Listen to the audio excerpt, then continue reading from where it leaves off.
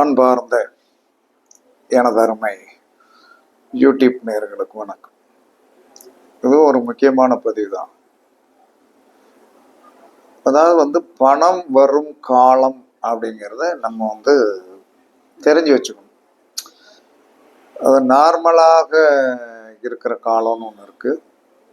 நார்மலாக இருக்கும். நமக்கு கொஞ்சம் நம்மளை அறியாமலே பணம் நல்லபடியாக வந்துட்டு இருக்கோம். நம்ம கொஞ்சம் சிந்தனை பண்ணி பார்க்கணும். எப்பயுமே நம்ம வறுமை வந்த பிறகு என்ன சொன்னா ரொம்ப சிந்தனை பண்ணுவோம். அட்வான்ஸாக நமக்கு என்ன அமைப்பு இருக்குங்கிறத நம்ம தெரிஞ்சுக்கிடவே மாட்டோம். ஏன்னா எல்லாம் மனித இயல்பு. எல்லாருமே ஜாதகம் பார்க்குறவங்க அவர்கள் நடந்து முடிந்த கர்மாவை ஜோதிடத்தில் அற்புதமாக சொல்லிடுவோம். நடந்து முடிஞ்ச கர்மாவை அற்புதமாக சொல்லலாம். ஆனால் நடப்பதற்கு முன்னாடியும் நம்ம சொல்லுவோம். அவங்க என்ன செய்வாங்கன்னா, இப்போ என்ன சொன்ன, ஒரு மனிதனுக்கு நான் யார் தெரியுமா, நான் என்ன கவரிமான் பரம்பரை அப்படிமா, கவரிமான் பரம்பரை அப்படின்னு சொல்லுவோம். நமக்கு கிரக ரீதி தான் சுட்டி காட்டும். அப்போ அவங்க அப்போ கேட்க மாட்டான். பட்டு மாட்டிட்டு வருவான் பாருங்க. அப்போ என்ன அன்னைக்கு சொன்னேன் கேட்கல, இன்னைக்கு இப்படி வாரீங்க அப்படின்னா, என்னை எப்படியா மயக்கிட்டாங்க சார் அப்படிமா. உன்னை எதுக்கு மயப்புறான், உனக்கு மயங்குவதற்கு உண்டான விதியை அங்கே எழுதி வச்சிருக்கிறான். எப்போ ஒரு குழந்தைகளுக்கு ராகு திசை ஓடுகிறதோ கவனமா இருக்கா, மாட்டி விடுவான், கண்டிப்பாக மாட்டி விடுவான். அப்ப ராகு திசை குழந்தைகளுக்கு இளமையில் ஓடிச்சா, அப்ப டீனேஜ் ஓடிக்கிட்டு இருக்குதா, கல்யாண காலம் ஓடிக்கிட்டு இருக்குதா, படக்குன்னு யாரையாச்சும் லவ் பண்ணிடும். அது உறுதியாக நடக்கும். அப்ப நடந்து என்ன சொன்னா அது பிரச்சனையை கொடுக்கும். இது சாஸ்திர விதி. அப்ப இதெல்லாம் கவனமா வச்சுக்கணும். சரி, இப்ப நம்ம பேச வந்தது பணம் வரும் காலம் அப்படிங்கிறத எப்படி சார் கண்டுபிடிக்கிறது அப்படின்னா, ஒண்ணுமே கிடையாது. பெரும்பணத்திற்கு அதிபதி குரு, சிறுபணத்திற்கு அதிபதி சுக்கிரன். இவங்க 2 பேர் தான் 2 கதாநாயகர்கள்.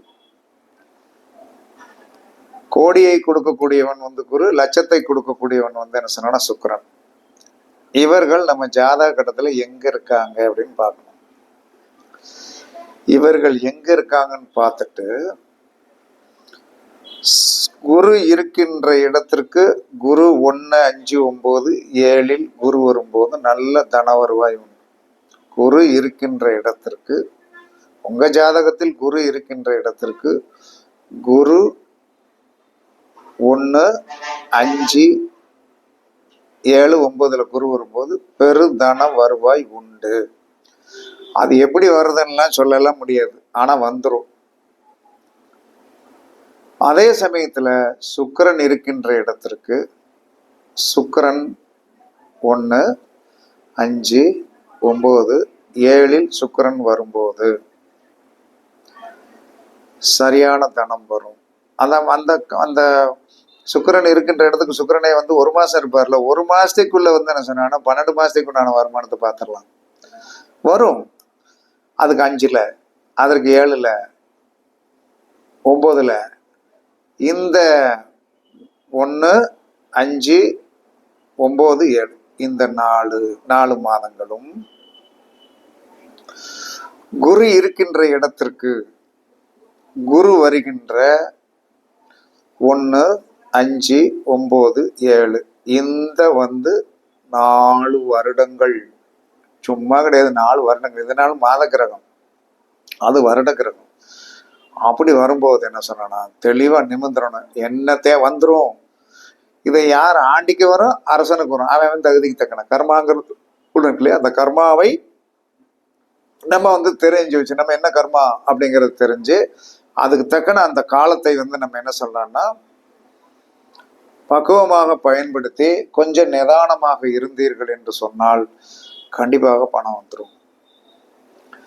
இது ஜென்ரலாக சொல்லக்கூடிய ஒரு விதியாக இருந்தாலும் அன்னையா என்ன சொன்னா, குருவுக்கு 1 வருஷம் 4 ஆண்டுகள், 1, 5, 9, 7 4 வருஷம். அதுக்கடுத்து சுக்கிரனுக்கு வந்து 1, 5, 7, 9 4 மாதம் சொல்றீங்க.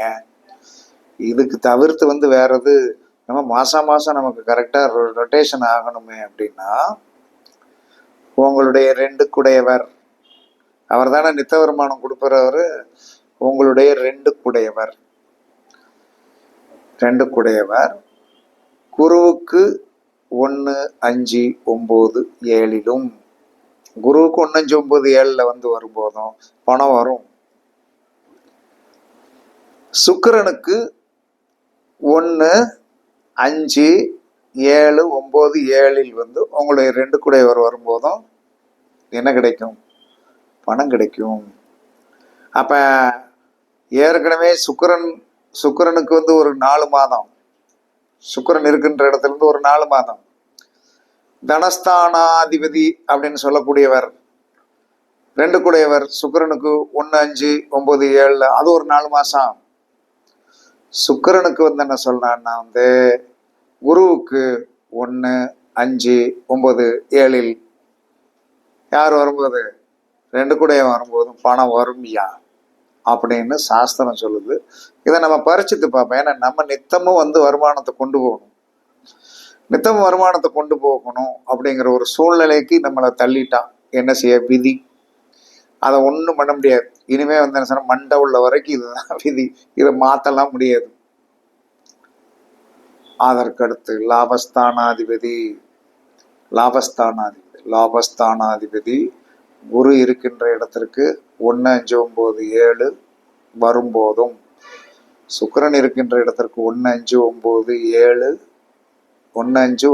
7ல் வரும்போதும் கண்டிப்பாக வந்து என்ன சொன்னா தனவரவு உண்டு. இதை நம்ம கண்ணை மூடிக்கிட்டே இருப்போம். எதுக்கு கண்ணை மூடுறோம்னா என்ன சொன்ன, நமக்கு எப்பயுமே ஒரு விரக்தி உண்டு, எப்பயுமே வந்து என்ன சொன்னா ஒரு பயம் உண்டு. எப்பயுமே பிரபஞ்சம் வந்து யாரையும் ஏமாற்றுறது. நம்ம பிரபஞ்சத்தை பார்த்து ஏமாந்துட்டே இருக்கோம். நமக்கு என்னத்தை செய்ய போகுது? நம்மளுடைய விதி, நம்மளுடைய நேரம், நம்ம பிறந்தது இப்படி பிறந்துட்டோமே, நம்ம பிறந்துட்டோமே, என்ன அப்படின்னு நீங்களா உங்களை வந்து டீக்ரேட் பண்ணிக் கொள்கிறீர்களே தவிர, பிரபஞ்சம் என்னைக்குமே வந்து என்ன சொல்றான்னா கொடுக்க தயங்குவதாக இல்லை. அப்ப அந்த கொடுக்க தயங்காது என்று சொல்லக்கூடிய ரகசியத்தை நம்ம ஆணித்தரமா நம்பணும். நமக்கு வந்து கொடுக்க தயங்காது, அது நமக்கு நன்றாக கொடுக்கும், நமக்கு அள்ளி கொடுக்கும் அப்படிங்கிற நம்பிக்கையை மட்டும் இந்த இருதயத்திற்குள் வந்து ஆழ பதியணும்.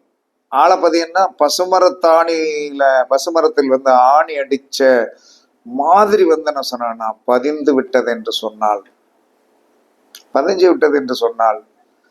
கண்டிப்பாக என்ன சொன்னா நீங்கள் பொருளாதார கஷ்டம் அடைய மாட்டீர்கள். அப்ப நீங்க வந்து என்ன சொல்லலாம்னா கோச்சார கிரக நகர்வுகளை டெய்லி வந்து நீங்க பார்க்கணும். கோச்சார கிரக நகர்வுகளை நீங்கள் டெய்லி பார்க்கணும். பார்க்கும்போது அதை நீங்கள் பார்த்து விட்டீர்கள் என்று சொன்னால், குருவுக்கோ சுக்கிரனுக்கோ,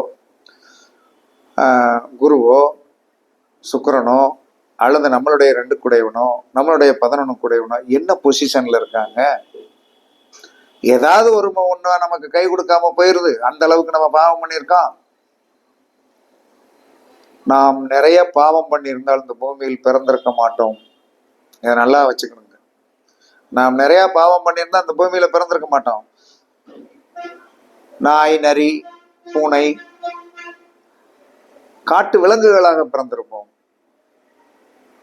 மனிதனாக பிறப்பதற்கு மாதவம் செய்திட வேண்டும் அம்மா அப்படின்னு சொன்ன முன்னோர்கள் சொல்லிய பாடல் உண்மை. நான் மனிதனாக பிறந்திருக்கிறேன் என்று சொன்னால் இந்த மனிதனாக பிறப்பதற்கு ஏதோ ஒரு தவம் பண்ணியிருக்கணும். ஒரு குழந்தை பிறக்குதா இந்த பூமியில, அது வந்து என்ன சொன்னா ஏதோ தவம் பண்ணிருக்கு.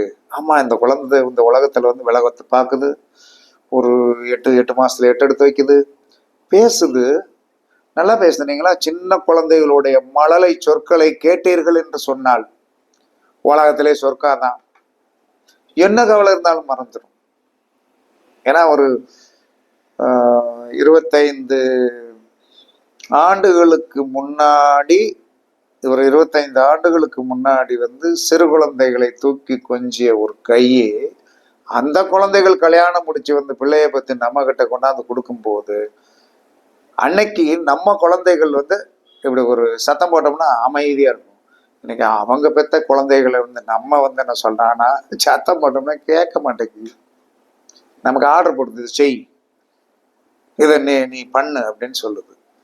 இதுதான் அது அங்க வருது. அன்னைக்கு நம்ம குழந்தைகளை இப்படி கை வச்சோம்னா பொத்திக்கிட்டு பேசாம உட்காந்துருப்பாங்க. அவங்க குழந்தைகள் வந்து என்ன சொன்ன இப்படின்லாம் சொல்ல முடியாது, சொல்ல முடியாது. என்ன காரணம்னா அது வந்து ஒரு பரிமாணத்தின் வெளிப்பாடு. அதுதான் பாசம், பண்பு. அதனால மனிதனாக பிறக்க மாதவம் செய்திட வேண்டும். ஒவ்வொரு நாளும் பிறக்கின்ற குழந்தைகள் மாதவம் பண்ணிதான் இங்கே வந்து என்ன சொல்றேன்னா வந்து பிறந்திருக்கிறதே தவிர வேறு ஒன்றுமே கிடையாது. அதனால மனித பிறப்பு உயர்வானது. என்ன பதில் மனித பிறப்பு உயர்வு. இன்னைக்கு நாம நினைச்சதை சாப்பிட முடியும், உண்மையா இல்லையா? நாம நினைச்சதை சாப்பிட முடியும், நினைச்சதை துணியை உடுத்த முடியும், நினைத்த செருப்பு போட முடியும், நினைத்த சற்று வந்து போட்டு பேச முடியும், நினைச்ச மாதிரி வீட்டுல வந்து நல்ல பெட்ல படுத்து தூங்க முடியும். இதெல்லாம் கடவுள் நமக்கு கொடுத்த அருட்கொடை. ஏன் இப்படி பேசுறேன்னு நினைக்கீங்களா? ஒரு நாய்க்கு வந்து என்ன நம்ம படுக்க கொடுக்கும்? நாய்க்கு என்ன சாப்பாடு போடுறோம்? எல்லா விலங்குகளையும் பார்க்க அது என்ன சாப்பிடுது? மனிதன் தான் விதவிதமாக சாப்பிடுகிறான். ஒரு ஞாயிற்றுக்கிழமை அன்னைக்கு பாண்டிச்சேரியிலிருந்து வரும்போது ஒரு பெரிய 3 ஸ்டார் ஹோட்டலுக்கு வந்து, ஏன்னா அந்த எப்போ வந்து நமக்கு லக்கு கிடைக்கும் அப்படின்னா கடையடைப்பு வந்து கிடைக்கிற நேரத்துல தான் வந்து பெரிய ஹோட்டல்கள் திறந்திருப்போம்.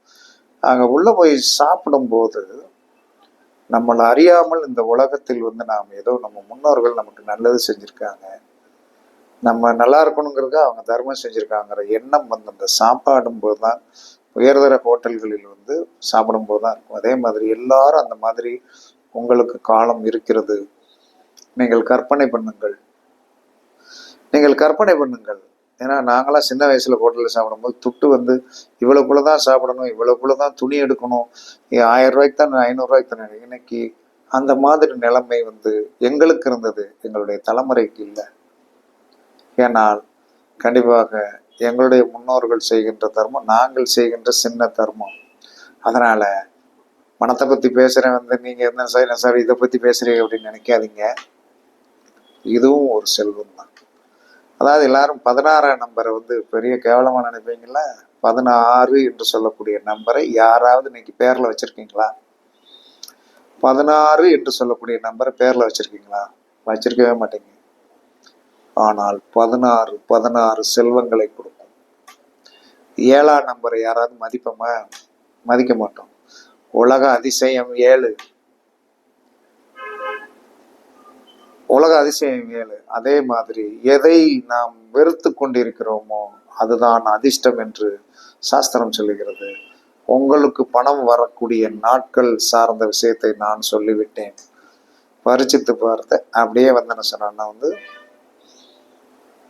நீங்கள் செயல்படுங்க, கண்டிப்பா பணம் வரும். பணம் வரும் நாட்கள் ஜாதக ரீதியாக தான் உங்களுக்கு கண்டிப்பா பணம் கிடைக்கும் என்று கூறி உங்களிடமிருந்து விடைபெறுவது சிப்பிப்பாறை ஜோதிடரசு ஆதி ராகவன் ஜெயபாலாஜி. சுகமே சூழ்க, சுகமே சூழ்க. வாழ்க வளமுடன், வாழ்க வளமுடன். வணக்கம், வணக்கம்.